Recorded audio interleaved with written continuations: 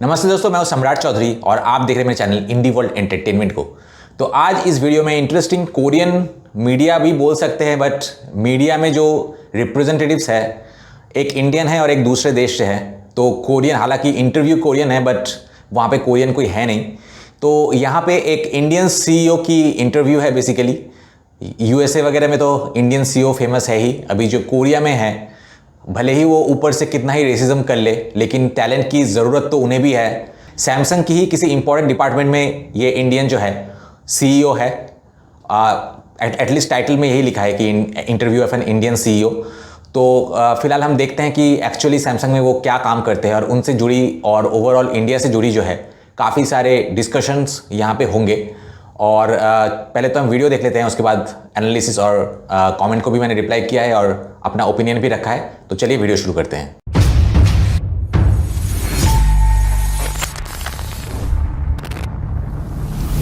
CA entertainment एक ऐसा channel है जो कि मेरे ऑस्ट्रेलियन स्टेइंग इंडियन पार्टनर ने बनाया था। इसमें 0 सब्सक्राइबर्स थे और सिर्फ एक ही दिन में मैंने जो रामायण बेस्ड स्टोरी पे ये फिल्म बनाया है, इससे 40,000 व्यूज, 10,000 घंटे का वॉच टाइम और 1200 प्लस का भी सब्सक्राइबर्स जो है एक ही दिन में आ गए हैं। दोस्तों, मैंने बहुत सारे बिजनेस पार्टनर्स को, खास करके जो एनआरआईज है, उनके लिए चैनल बना के उनको इंडिया में एक stable source of income generate करके दिया है। अगर आप भी मेरे साथ पार्टनरशिप में चैनल स्टार्ट करना चाहते हैं, जहां चैनल के ओनर आप होंगे लेकिन कंटेंट मैं बना के दूंगा, तो मुझे कांटेक्ट कीजिए इस नंबर पे। बाय द वे, मेरे पहले एसएमएस शॉर्ट फिल्म की हिंदी डब वर्जन आ चुकी है। अगर आप देखना चाहते हैं तो डिस्क्रिप्शन में आपको लिंक मिल जाएगा। 역시 춤의 나라.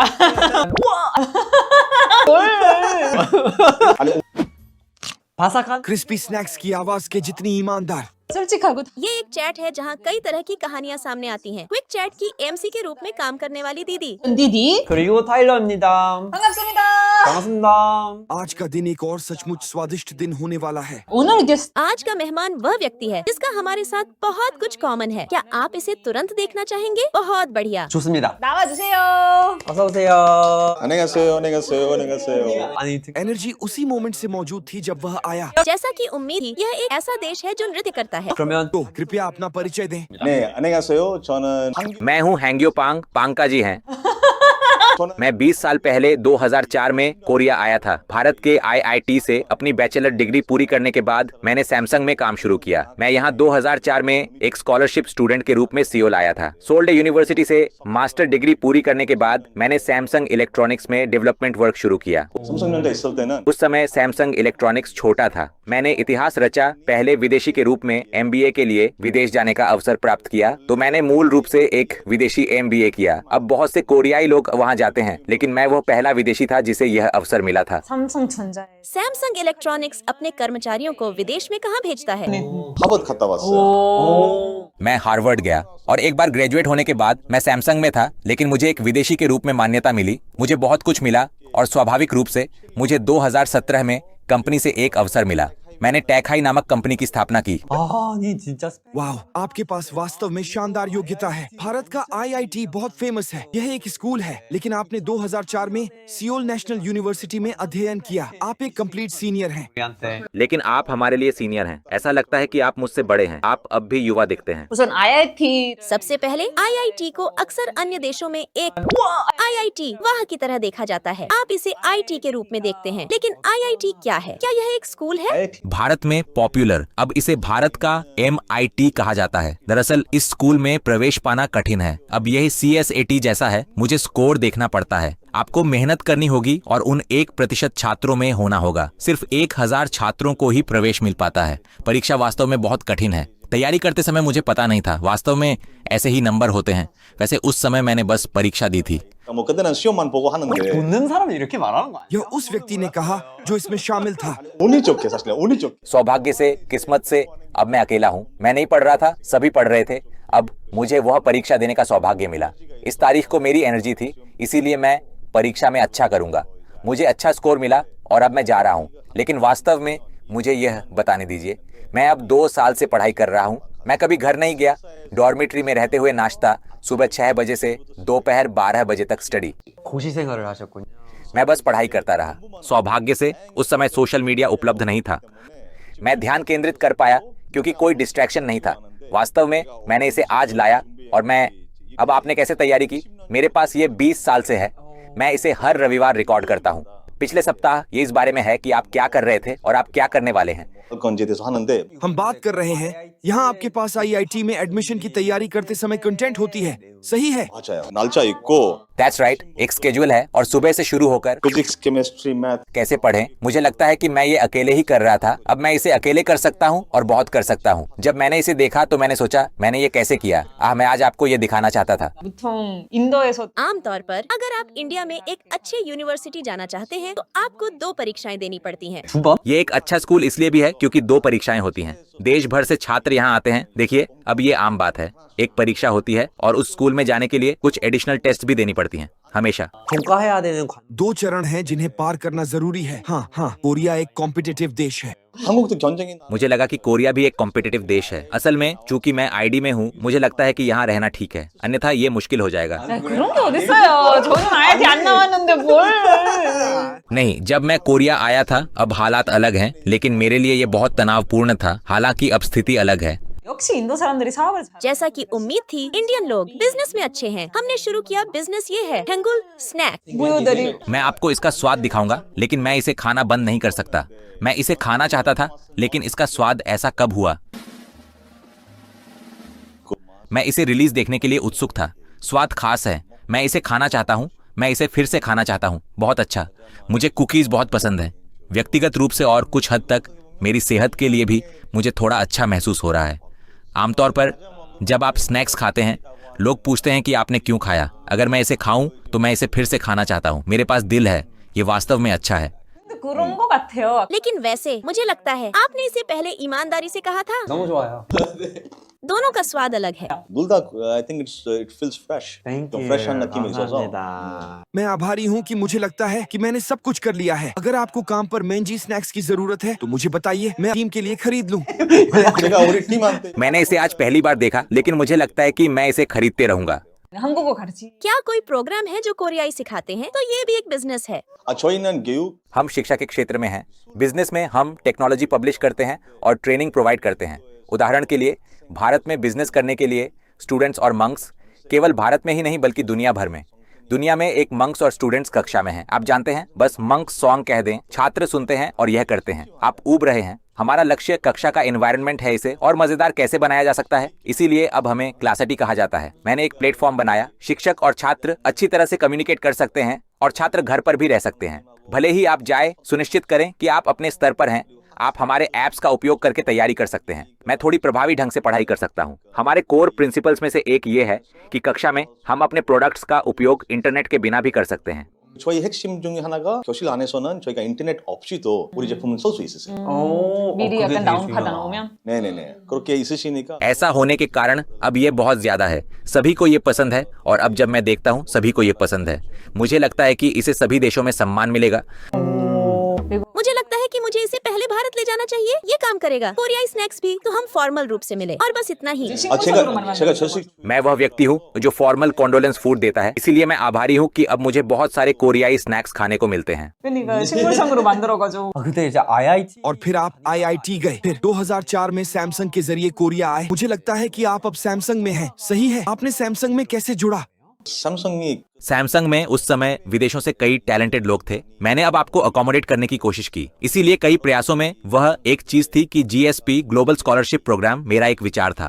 फिर सैमसंग भारत, चीन और रूस जैसे दुनिया भर के देशों में इस तरह 1, 2 या 3 लोगों की तलाश करना अब ये यहाँ है। कोरिया के लिए मैं इस प्रोग्राम के माध्यम से कोरिया आया, ये किया गया। वास्तव में उस समय मैं कोरियन बिल्कुल नहीं बोलता था। मैं ये नहीं कर सका, लेकिन अब सैमसंग इसे जारी रखता है। मेरे पास मदद के मामले में एक अच्छी टीम भी है। मैंने कड़ी मेहनत की। 좀 좋은 팀도 조인해서 열심히 하게 됐어요. 삼성이 अब तक भारत में यह काफी प्रसिद्ध था। क्या आप मशहूर थे? उससे पहले कर्मचारी जानते थे कि सैमसंग कुछ हद तक लोकप्रिय था। 삼성이 약간 인기가 있었었고 물론 बिल्कुल, उस समय यह अब जितना लोकप्रिय है उतना नहीं था। तब सैमसंग की बिक्री सिर्फ 30 सेकंड में हो जाती थी। अब इसकी कीमत 400 ट्रिलियन से ज्यादा है, लेकिन उस समय भी यह काफी बड़ी कंपनी थी। लगभग हर घर सैमसंग को राष्ट्रपति चुनाव के दौरान जानता था। लोग सोचते थे, क्या सैमसंग कोरियाई कंपनी है या किसी और देश की? तब ये साफ नहीं था, लेकिन भारत में भी यह अच्छी तरह जानी जाती थी। 돈이 안 되었었는데 역시 인도에 삼성이 있었다니까. लेकिन जब मैंने सुना कि भारत में सैमसंग है तो बचपन में मैं सोचती थी कि क्या यह कोरियाई कंपनी है या नहीं। मुझे ठीक से पता नहीं था, लेकिन क्योंकि यह भारत में बहुत आम थी मुझे लगा शायद यह भारतीय कंपनी ही होगी, क्योंकि वे सब कुछ बहुत अच्छे से संभाल लेते थे। ऐसा मैंने कई बार सोचा था। जब आप सैमसंग में थे तब आपने वहाँ क्या काम किया था? 저는 처음에는 이 शुरुआत में मैंने 2006 से 2010 तक डेवलपमेंट में काम किया। मैंने क्या विकसित किया? वीडियो डिस्प्ले यानी टीवी। पहले हमें कुछ क्रिटिसिज्म मिली थी, लेकिन हमने टीवी पर बहुत काम किया। उस समय सिर्फ मैं ही नहीं बल्कि पूरी टीम ने मिलकर पतले टीवी बनाने के लिए कड़ी मेहनत की ताकि उन्हें फ्लैट स्क्रीन में बदला जा सके। उन फ्लैट स्क्रीन को बनाना बहुत मुश्किल काम था, खासकर पैनल तकनीक के साथ। हमें टीवी को और पतला बनाना था और हमने इसे हासिल करने के लिए पूरी कोशिश की। बाद में मैं MBA करने विदेश गया और लौटकर प्लानिंग और स्ट्रैटेजी के काम की जिम्मेदारी संभाली कि कंपनी को आगे क्या करना चाहिए और किन नए क्षेत्रों में जाना चाहिए। दिलचस्प बात यह है कि उसी दौरान मैंने जादू भी सीखा। 미래에는 어떤 부분 해야 되는지 어떤 새로운 거 해야 되는지 그거 할 때는 또 재밌는 게 제가 마술 배웠어요. 마술을. 마술이요? हाँ, मैं एक जादूगर हूँ, सच में। 신기하다. 아 진짜? 왜 마술? 아 왜냐면 क्योंकि जादू और तकनीक जानते हैं, वो तकनीक दोनों में बहुत समानता होती है। 그래요? 예 हाँ, देखिए अब हम अभी भारत में हैं और अपने मोबाइल फोन के जरिए अपने परिवार से बात कर सकते हैं। क्या ये जादू नहीं है? हम इसे रोज इस्तेमाल करते हैं इसलिए ये सामान्य लगता है, लेकिन वास्तव में ये अद्भुत है। मेरी नज़र में जब मैं कोई स्वादिष्ट ड्रिंक देखता हूँ तो कहता हूँ वाह कितनी अच्छी कला है। मुझे लगता है कि तकनीक को भी वैसा ही जादू पैदा करना चाहिए। हाँ, हम वही करते हैं और वहीं से मुझे प्रेरणा मिली और मैंने कहा 받아서 아 말된다. जादू और तकनीक एक दूसरे से प्रेरणा लेते हैं। इसीलिए कोरियन मैजिक बिजनेस एसोसिएशन में मुझे 3रा स्थान भी मिला था। अरे सच में मैं ज्यादा कुछ नहीं कर पाता, लेकिन यह फिर भी जादू ही है। मुझे इसके विचार में बहुत दिलचस्पी है, इसीलिए मैं कभी कभी इस पर किताबें पढ़ता हूँ। 읽어요 제가. मैंने वह पढ़ा था तो हमने जितने भी फ्लैट क्लीन प्रोडक्ट्स मैं जानती हूँ उनमें से एक को लाया था जो उस टीम में था जिसने उन्हें बनाया था। 우리 집에도 플레스. ओह, तो हमारे घर में भी एक प्ले स्क्रीन है, उसमें कुछ बम्प्स है। तो ये भी सैमसंग का एक प्रोडक्ट है और आपने इसे बनाया। 삼성에서 반지 만들었잖아요. 그 아. 스마트 링. वह स्मार्ट रिंग, मैं स्मार्ट रिंग के पेटेंट का आविष्कारक हूँ। मैं उनमें से एक हूँ। सच में मैं 2015 में हियोसैम से निकला। अब मेरा उपाधि आविष्कारक है। 이름이 올라가 있어요. 근데 삼성이 아무래도 ओह, लेकिन सैमसंग किसी तरह अब भी कोरिया के लिए एक बड़ी खरीद शक्ति है। लोगों से खरीदना एक काम है, अब वहाँ काम करना वास्तव में कैसा 이제 था? 복지가 두 가지가 있어요. 하나는 अब लाभ के 2 प्रकार होते हैं, एक दिखाई देता है और दूसरा अदृश्य होता है। दिखाई देने वाले लाभों में स्वादिष्ट स्नैक्स, डार्क फूड, छुट्टी के बोनस जैसी चीजें शामिल हैं। मुझे ये मिले और मैं इसके लिए बहुत आभारी हूँ, लेकिन मैं अदृश्य लाभों में अधिक रुचि रखता हूँ। अदृश्य लाभ क्या है? सैमसंग में सबसे बड़ा अवसर सीखने और बढ़ने का था। अगर आप वहाँ काम करते हैं तो आप बहुत कुछ सीख सकते हैं। जब मैं सोचता हूँ तो मैं अकेला अनोखा नहीं हूँ, दुनिया भर में कई लोग अनोखे हैं। सफल लोगों को कई अवसर मिलते हैं। उदाहरण के लिए सैमसंग में टीवी को पतला बनाने का तरीका ढूंढना एक चुनौती थी। अपने लक्ष्यों को चुनने और उन्हें हासिल करने का अवसर, यही मेरे लिए असली लाभ था। 그래서 그거는 좋은 복지라고 생각해요. 항상. 한국에서도 आपने हमेशा कोरिया में काम किया है और हम यहाँ काम करते हैं। अन्य देशों में काम करने का तरीका और कार्य संस्कृति कैसी अलग थी? 사실은 문화이라는 거는 팀 바이 팀. दरअसल यह कल्चर की बात है। जिस टीम के साथ आप काम करते हैं वह भी फर्क डालती है। कोरिया में यह इस बात पर भी निर्भर करता है कि टीम लीडर कौन है। पहले मैं अपना अनुभव शेयर करता हूँ। कोरिया और विदेश के अन्य देशों की कल्चर्स अलग हैं। सरल शब्दों में कोरिया में आंतरिक और बाहरी कल्चर होती है। आंतरिक और बाहरी से मेरा मतलब है, उदाहरण के लिए टाइलर यह करो। कोरिया में हम ऐसा करते हैं। बाद में मेरे मन में सवाल आता है कि मुझे यह क्यों करना चाहिए, लेकिन अन्य देशों में लोग तुरंत काम करते हैं और चीजें पूरी कर देते हैं। फिर सवाल उठता है उसके बाद आप प्रक्रिया क्यों फॉलो करते हैं? 맞아요. 그다음에 내 하는 거예요. ये अच्छी बात है, ये सच में सही है। 처음에 익숙하게 सही है, पहले इसे अपनाना मुश्किल था, लेकिन कोरिया में यह मेरी MBA के बाद दूसरी बार है। ये कठिन है, मुझे इसे बार बार याद करना पड़ता है क्योंकि मुझे मोड बदलना और कुछ समायोजन करना होता है। ये वाकई में एक कठिन मोड है। हाँ, 쉽진 않죠. 쉽진 않죠. 쉽진 이제 않죠. अब आपको किसी और की तरह व्यवहार करना पड़ता है क्योंकि यह काम करता है। इसीलिए मैं वही करता था जो मैनेजर कहते थे। फिर जब मैंने पूछा क्यों, तो मुझे डर लगता था कि क्या हो सकता है। जाहिर है ऐसी परिस्थितियां होती हैं, यह हमेशा आसान नहीं होता, इसीलिए मैंने बहुत सवाल नहीं किए। लेकिन अब पीछे मुड़कर देखने पर कंपनी अपनी संस्कृति को अधिक खुले तरीके से बदल रही है। हमेशा सवाल पूछें और पूछें क्यों। आप ईमानदार हैं या नहीं, यही तरीका होना चाहिए। अब करें। आपके पास केवल एक जीवन है, आपको इसे अर्थपूर्ण तरीके से जीना चाहिए। 제가 그런 목표로 하고 있습니다. 일단은 이렇게 시간을 내서 우리랑 같이 फिलहाल हमारे साथ इस तरह समय बिताने के लिए आपका बहुत बहुत धन्यवाद। ये सच में बहुत मजेदार था। 마무리할 때 우리가 तो अंत में हम बहुत सारी बातें कहना चाहते हैं उन लोगों के लिए एक सलाह जो बिजनेस शुरू करने की कोशिश कर रहे हैं। हाँ ठीक है, एक शब्द में कोरियाई स्नैक्स यदि सुविधाजनक हो। 도전. 오 아 도전 चुनौती, मुझे लगा आप वह कहेंगे किसी न किसी तरह। ठीक है, चुनौती। सबसे पहले एक चुनौती, हाँ सबसे पहले अच्छे प्रोडक्ट्स बनाने की चुनौती, ग्राहकों को बेहतर सेवा देने की चुनौती, कंपनी के लिए अच्छा करने की चुनौती। इस तरह संक्षेप में एक शब्द में। 너무 좋습니다. 너무 많이 양보하겠습니다. 감사합니다. 감사합니다. 우리도 थैंक यू। हम और वांगस के सीईओ आपका धन्यवाद करते हैं कि आपने कई चुनौतियों को स्वीकार किया। कृपया इसे आजमाएं और अब कृपया अगली बार फिर हमारे साथ जुड़े। डियर व्यूअर्स, अंत तक देखने के लिए आप सभी का धन्यवाद। धन्यवाद, अगली बार फिर मिलेंगे। 나 다음에 더 뵐게요. 바이바이 감사합니다.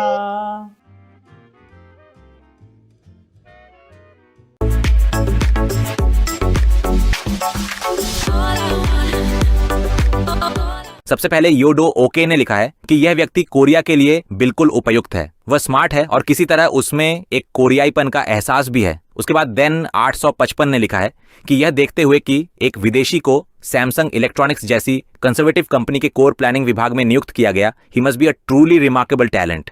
उसके बाद पीपी ने लिखा है कि कोरियाई भाषा कितना भी अच्छी तरह बोल लो फिर भी उसमें एक यूनिक फॉरेन एक्सेंट होता है। पंकज को कोरियाई इतनी सहजता से बोलते देखना जैसे कि वे खुद कोरियाई हों, मुझे केवल यही अनुमान लगाने देता है कि उन्होंने कितना स्टडी किया होगा और वह कितने स्मार्ट हैं। उसके बाद स्मॉल हैप्पीनेस ने लिखा है कि आज मैं एक बेहद स्मार्ट पर्सन से मिला। पंकज आप अमेजिंग हैं, आप अपने विचारों को स्पष्ट, लॉजिकल और सरल तरीके से समझाते हैं।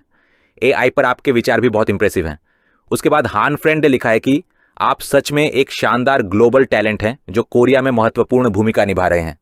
आशा है कि भविष्य में आपके पास और अधिक अवसर आए। शुभकामनाएं। उसके बाद पॉल 3046 ने लिखा है कि अगर हम केवल इमिग्रेंट्स को स्वीकार कर लें तो भी हमारा देश तभी विकसित होगा जब हम इस तरह की प्रतिभाओं को स्वीकार करेंगे। उसके बाद अर्ली मॉर्निंग ने लिखा है कि आप एक जीनियस हैं, आप कोरियाई भाषा इतनी नेचुरली और तेजी से बोलते हैं, आप तो कोरियाई लोगों से भी बेहतर हैं। उसके बाद क्वेश्चन 4G ने लिखा है कि he seems really smart and hard working. उसके बाद हिस्ट्री लव ने लिखा है कि पंकज आप सच में एक असाधारण प्रतिभा हैं, मैं आशा करता हूं कि आप कोरिया में हमेशा खुश रहें। उसके बाद ये सुखवू ने लिखा है कि इतने वंडरफुल पीपल हमारे देश से प्यार करते हैं, लेकिन काश हमारे पॉलिटिशियन समझदारी दिखाएं तो हमारा देश और भी बेहतर जगह बन सकता है। उसके बाद नाउ दिस मोमेंट ने लिखा है कि the world is full of talented people. उसके बाद मिनगोरिच ने लिखा है कि यह वही प्रकार की इंजीनियरिंग प्रतिभा है जो वर्तमान में दुनिया का नेतृत्व कर रही है। कृपया केवल मेडिकल स्कूलों पर ध्यान देना बंद करें और इस तरह की प्रतिभाओं की संख्या बढ़ाई, यही हमारे देश के विकास का एकमात्र रास्ता है। उसके बाद एफर्टफुल ह्यूमन 1 ने लिखा है कि दुनिया में कई बुद्धिमान लोग हैं, हमें कुएं में बैठे मेंढक नहीं बनना चाहिए। उसके बाद हिलेंड ने लिखा है कि मैं एक बेहद वंडरफुल इंडियन से मिला, इसने मेरे भारतीयों के बारे में प्री कॉन्सेप्शंस को पूरी तरह बदल दिया। उसके बाद द विंड ब्लोज ने लिखा है कि you guys are incredibly smart, I am learning from you.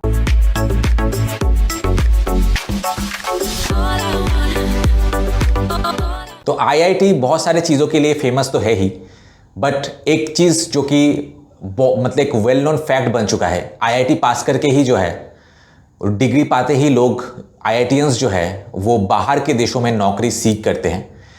एक चीज़ है कि ये चीज़ लोग रियलाइज़ नहीं करते हैं कि ये आईआईटी के जो कोर्स फीस वगैरह है ये हाईली सब्सिडाइज्ड है गवर्नमेंट के द्वारा, और गवर्नमेंट का ऐसा तो है नहीं कोई खुद का इनकम है। गवर्नमेंट की रेवेन्यू कहाँ से आते हैं? हमारे टैक्सेस से ही आते हैं। तो लिटरली हम जो कॉमन इंडियंस हैं इनके एडुकेशन को फंड कर रहे होते हैं। और चलिए बहुत कुछ लोग होते हैं जो कि अपना इंडिया की जो हेरिटेज है, इंडिया की नाम वहाँ पे जाके रोशन करते हैं without being arrogant, but actually मतलब अपने देश की जो पॉजिटिव साइड्स है वो जाके दूसरे देशों में बताते हैं। तो उनके लिए तो चलो फिर भी ठीक है, उनके वो रेमिटेंस से अपने इंडिया में पैसे भी भेजते हैं और साथ ही जो है वहाँ पे अच्छे काम करते हैं, but at the same time अपने रूट्स, अपने हेरिटेज को नहीं भूलते हैं। लेकिन एट द सेम टाइम ऐसे भी बहुत सारे लोग हैं जो कि वहाँ पे जाके ही खुद को बड़ा मतलब साहब समझने लगते हैं। गोरों की तलवे चाटने की तो आदत जो डीएनए में इनका मतलब है ही बहुत सारे पूर्वजों का, क्योंकि इंडियंस ब्रिटिशर्स को सर्व करते थे तभी जाके ब्रिटिशर्स जो है 200 ईयर्स रूल कर पाए। अगर हमारे अंदर बहुत सारे एक लोगों में जो सेल्फ रेस्पेक्ट नाम की चीज़ होती तो कभी भी ब्रिटिशर्स जो है 200 ईयर्स रूल करना इम्पॉसिबल था। लेकिन मतलब हमारे देश के बहुत सारे लोग जो है आज भी वो कॉलोनियल हैंगओवर जिसे कहते हैं वो आज भी उनके दिल में है, दिलो दिमाग में छाए हुए हैं और वो आज भी अंदर से गोरों के गुलाम ही हैं। तो ये लोग जाके वहाँ पे ऐसे दिखाते कि चलो हमें एक बहुत घटिया देश से छुटकारा मिल गया है, इन हमारे पैसे से ही ये लोग अपने एजुकेशन कंप्लीट करते हैं और वहाँ पे जाके इंडिया और इंडियंस के नाम पे ही जो है जहर उगलते हैं। तो ये किसी भी मतलब चीज़ किसी भी स्टेज में एक्सेप्टेबल नहीं होना चाहिए। हम कॉमन लोगों के टैक्सेस से गवर्नमेंट को टैक्स जाता है, जिससे ये जो आईआईटी जैसे इंस्टीट्यूशन फंड होते हैं और इनकी एजुकेशन पूरी हो पाती है बहुत कम खर्चे में। समवट मैं जब तक लास्ट जानता था कि समवट 4-5 लाख की खर्चा आता था, जबकि एक्चुअल कोर्स की अगर देखें तो ऑलमोस्ट बहुत ज़्यादा खर्चा है, 20-30 लाख से भी ऊपर खर्चा है। अगर कोई प्राइवेटली जो है अपने पैसे दे के अपना एजुकेशन कंप्लीट कर रहा है फिर फॉरेन में जा रहे हैं, तो वहाँ पे मैं फिर भी समझ सकता हूँ कि चलो इन्होंने देश को टैक्स दिया है तो अपना पैसा खर्च करके एजुकेशन कंप्लीट किया है, फिर जाके बाहर में जाके जो भी करे वो एक मतलब हम मान सकते हैं। लेकिन हमारे ही पैसे से, कॉमन टैक्स पेयर के पैसे से अपना एजुकेशन कंप्लीट करके फिर हमारे ही नाम पे जहर उगलना, ये एक्सेप्टेबल नहीं होना चाहिए और गवर्नमेंट को इसके बारे में एक अच्छा सा एक रूल या फिर कुछ बनाना चाहिए। अगर हम चाइनीज़ लोगों को देखें तो वो लोग बाहर जाते हैं जस्ट एक्सपीरियंस और एजुकेशन जो है नॉलेज गैदर करने के लिए, बाद में वो नॉलेज अपने देश में जो है वो इम्प्लीमेंट करते हैं। हमारे देश के तो अलग ही है, क्योंकि वो हमारे देश में बहुत सारे ऐसे लोग हैं जो खुद को इंडियंस बोलने से ही जो है खुद की इंसल्ट फील करते हैं। हालांकि आज के डेट में बहुत सारे चीज़ों में इंडिया से भी पीछे जो है कई सारे स्टैंडर्ड्स में यूरोपियन देश है। हाँ, डेफिनेटली बहुत सारी चीज़ है जहाँ पे हमें बहुत सारा इम्प्रूव करना है और उनके स्टैंडर्ड पे जाना है, बट वहाँ पे भी बहुत सारे ऐसे चीज़ है जहाँ पे वो लोग हमसे पिछड़े हुए हैं, बट वो ये सब चीज़ मानेंगे नहीं, एक तरफा रिपोर्टिंग दिखाएंगे, एक तरफा ही चीज़ दिखाएंगे।